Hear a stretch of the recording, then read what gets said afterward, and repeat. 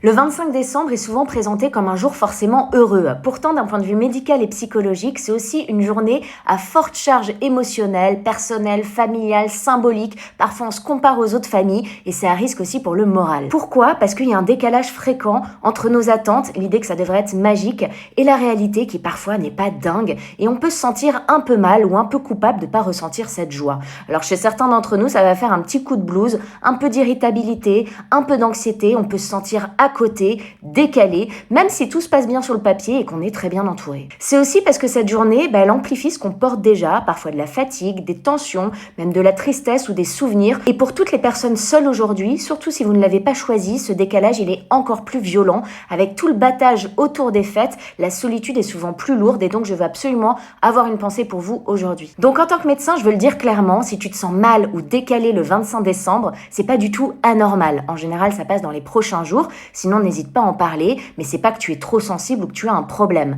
Et à l'inverse, si tu kiffes ton 25, eh bien tant mieux, profites-en à fond. Bien sûr qu'on ne cherche pas un problème partout et je vous souhaite bien sûr à tous de très bonnes fêtes. Et n'hésite pas à me dire en commentaire comment ça se passe pour toi aujourd'hui. L'idée bien sûr, c'est pas d'être négatif, c'est juste de normaliser. Il n'y a rien à gagner à se forcer. On n'est pas obligé de se sentir heureux. Personne ne nous attend au tournant. Et si cette journée n'est pas ouf pour toi, c'est pas toi qui as un problème, c'est la journée qui est un peu spéciale. À demain pour un nouveau tips.